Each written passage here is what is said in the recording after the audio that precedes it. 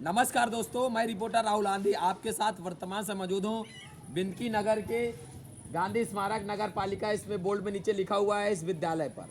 यहाँ पर उस तबके के लोग पढ़ने आते हैं, उस तबके के बच्चे पढ़ने आते हैं जो प्राइवेट स्कूलों का खर्चा नहीं वहन कर सकते हैं। और एक सरकार का भी अभियान है कि सभी के बच्चे पढ़ें और सभी के बच्चे आगे बढ़ें। लेकिन हम आपको इस अभियान की कुछ हकीकत दिखाते हैं। पढ़ाई तो ऐसी चल रही है, वैसे छोड़िए आप, लेकिन बात करिए जिस परिसर में बच्चे पढ़ने आते हैं उस परिसर की बात करिए। ये पूरा दिखा दीजिए, ये पूरा तालाब नुमा बना हुआ है। दरअसल ये तालाब भी नहीं है, ये शायद स्कूल की ही जमीन है पूरी। इस पर एक बार हम और खबर कर चुके हैं, लेकिन शायद इसका विशेष असर नहीं रहा। लेकिन फिर भी हम दोबारा आए हैं और जब तक आते रहेंगे जब तक इस खबर पर कुछ असर ना हो, जब तक यहाँ के छात्रों को इससे राहत न मिले।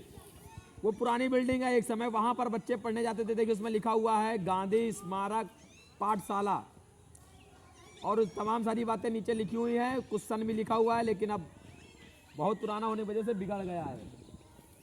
गांधी स्मारक प्राथमिक विद्यालय नगर क्षेत्र बिंदकी फतेहपुर। अगर ये नगर क्षेत्र के ऐसे विद्यालय हैं तो सोचिए ग्रामीणांचल क्षेत्र के विद्यालय कैसे होंगे। आइए वहां से दिखाते हैं, जहां से उस हैंडपंप को दिखाते हैं जिस हैंडपंप से इन बच्चों के लिए मिड डे मील में खाना बनना है। इस हैंडपंप के पानी से खाना बनेगा और खाने के बगल में पूरे बेंकी का जो गंदा नाले का पानी ये भरा हुआ है। अब आप लोग अमूमन एक बात जानते हैं कि जब जो अगल बगल का पानी होता है वो इसके स्रोत में जरूर कहीं ना कहीं टच कर लेता है। आगे अगर अभी नहीं टच किया होगा तो आगे टच करेगा।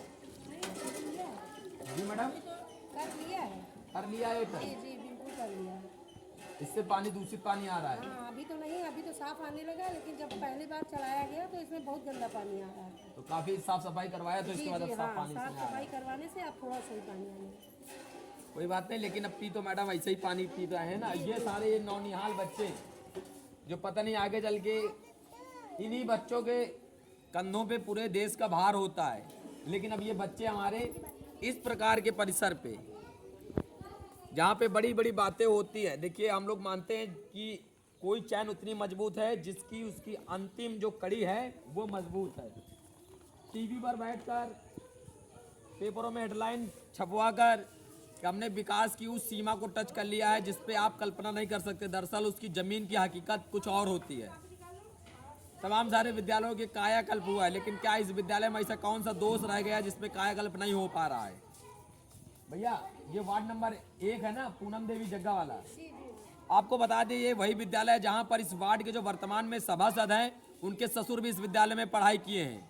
लेकिन आज स्थिति है कि इस विद्यालय का वो सभासद होने के बावजूद इस विद्यालय की सफाई तक नहीं हो पा रही है। इस विद्यालय का गंदा पानी तक नहीं भरा जा रहा है। अरे मैडम आप एक बात बता रही थी, एक बार नगर पालिका टीम यहाँ पर आई थी। जी सर, अभी क्या कह रही थी? 20 दिन पहले टीम आई थी तो बोले थे मैं यहाँ का पानी निकलवा दूंगा। वो पानी निकलवाने आए भी, एक दिन पूरा वो चला, उसके बाद पूरा दिन निकलवाया और फिर दोबारा आए नहीं। फिर से पानी भर गया, जितना खाली हुआ था उतना फिर भर गया। समझ रहे हैं ना?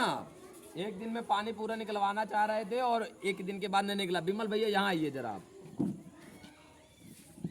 विमल जी जरा ये बताइए, जो विद्यालय है ये क्या तालाब है कि विद्यालय की भूमि है? ये तो विद्यालय की भूमि है, लेकिन अब इस वक्त तो ये तालाब ही दिख रहा है। और ये समस्या केवल जल निकासी न होने के कारण है। पूर्व में तो पानी जहाँ से जाता था वहाँ आज पूरा अतिक्रमण हो चुका है। सब नाले नालियाँ पाट दी गई हैं। और यहाँ पर एक नाला जब तक नहीं बनेगा रोड से तब तक ये पानी निकलना असंभव है। बाकी प्रयास सरकार का कुछ भी कहती रहे, नगर पालिका कुछ भी कहती रहे, जब तक नाला नहीं बनेगा पानी नहीं निकलेगा। इस वार्ड के जो सभासद हैं उन जो जग्गा जी हैं जिनकी पत्नी सभासद है, जग्गा जी से भी आपकी काफी अच्छी बनती है।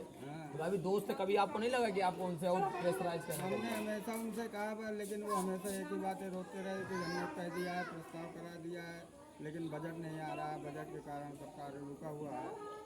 बजट का अभाव के कारण अब वो बताते हैं कि जब बजट आएगा तभी ये काम होगा। आज पूरे 4 साल लगभग हो गए उनकी सभासदी को, यहाँ का पानी तक नहीं निकलवा पाए हैं।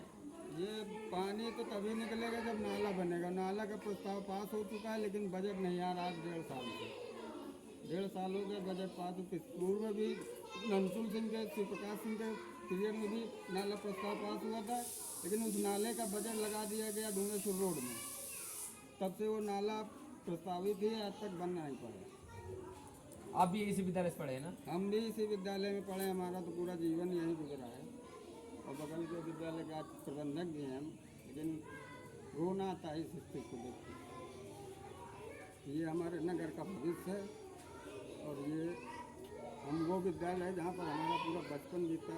ये एक समय हरा भरा मैदान हुआ करता था, बहुत ही खूबसूरत विद्यालय था। हमें गर्व होता था कि हम इस विद्यालय के छात्र हैं। यहाँ से राष्ट्रपति पदक पुरस्कार विजेता रामेश्वर मौर्य जी प्रधानाचार्य हुआ करते थे। हम लोग उन्हीं के संरक्षण में पढ़ाई करते थे। स्वर्ग था ये विद्यालय, लेकिन आज नर्क हो गया।